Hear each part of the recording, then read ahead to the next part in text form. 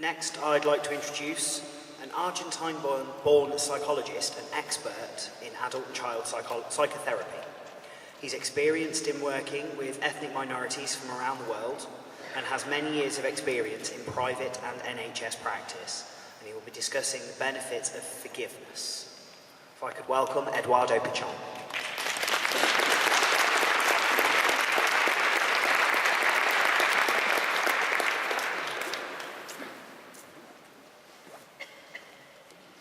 Good evening, all.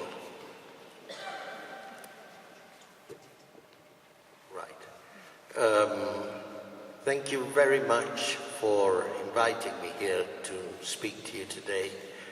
And I wanted to say before I start how delighted I am that Coventry is setting up a meeting like tonight. The importance of this for the psychohygiene of a community cannot be underestimated. I had the opportunity of being very touched by your presentations of the people who have actually had the courage of coming to talk to us tonight, and for the incredible richness of Dav's presentation on the importance of awareness in the mind. Now, as far as I'm concerned, as a psychotherapist, my main job is to try to help people to develop a more compassionate mind. And compassion is a muscle. It needs to be exercised. It's very easy for us actually to be inspired in a meeting like tonight and say, yes, what a good idea. But developing an awareness, changing our mental habits, becoming conscious of our thoughts. Think of it in this way. I think Dav explained it very well. And this is a complement of what he was saying. Thoughts are like clouds in the sky. They're there all the time. A lot of the time, most of the time, we're not aware of them. They float through the sky. But each thought actually is like a comet. It has a tail. And the tail is the emotion that it carries with it. So each thought, in a way, carries an emotion, carries a feeling. And all those feelings together create, for lack of a better word, what I call a psychoclimate, a psycho-emotional climate, which is the climate within which we're immersed, within which we live, and what happens inside us. And each thought, actually, as Dav explained so articulately, triggers off the pharmacopoeia of our body. Each thought, each feeling, in a way, generates some chemical situation in our body, so it's hardly surprising that it will have an effect on our physical health.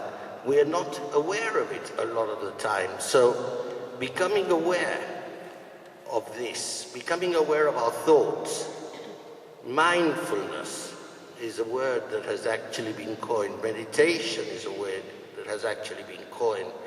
120 years ago,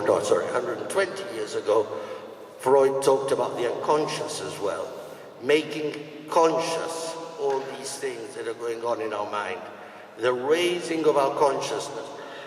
And you don't have to be in psychoanalysis to do that. You can do it through meditation, you can do it through paying attention, you can do it in 1,000 ways.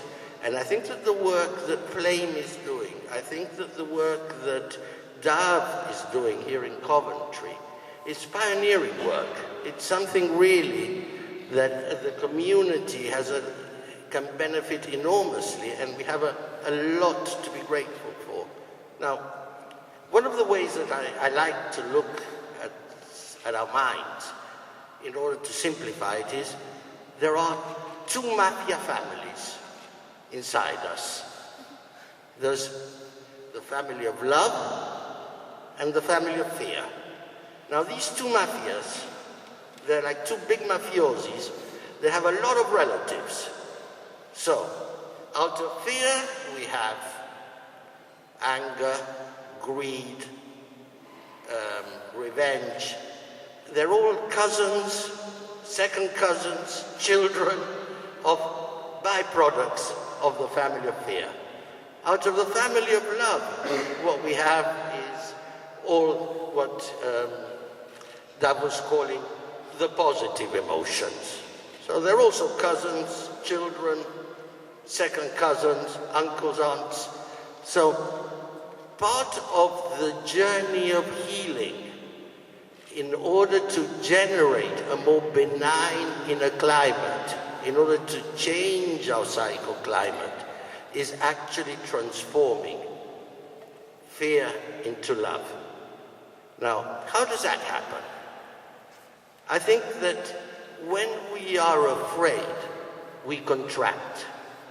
There's a blockage in our natural energy, in the energy of our being. So it's actually through releasing, through opening the blockage, through the circulation of energy, where actually healing takes place. And so, for example, if I get very angry with someone, it's usually a reactive response that comes from an unrecognized aspect which is much deeper inside me, which is pain. It's not acknowledged pain. Someone was talking today about the difficulty in forgiving someone without getting their apology. I think that what she was actually, and expressing her anger, what she was also talking, what she was talking really about was the depth of her pain.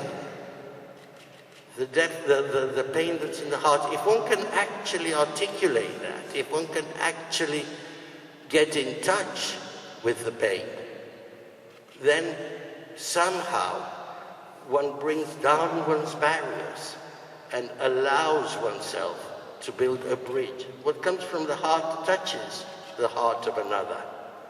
Now, this is all very nice what I've just said today, and what Dan has said, and what all of you have said, but it takes a lot of bravery to be able to open ourselves up. We need to jump over a lot of our hurdles, a lot of our conditioning. A lot of these things, actually, we've all been brought up to think in this way since we were very little. We've built our barriers a long, long time ago. So, actually, it's about breaking old conditionings, and the older the habit, the harder it is to break. So, we need to become very, very conscious. That's why I said it's a muscle. It needs to be exercised. We can all be very inspired in a meeting like today. I certainly know I am, and have been, and I hope you have been moved as well. But can we remember this from day to day? Can we do the exercise that Dav has told us of remembering every day, religiously, 3 good things that we're grateful for? Unfortunately, in my experience, I see that we live in a state of what I call cosmic amnesia. We forget. So I'm going to leave you just with one last sentence. Remember to remember. Remember to remember. That's the prime directive. Thank you very much for having me.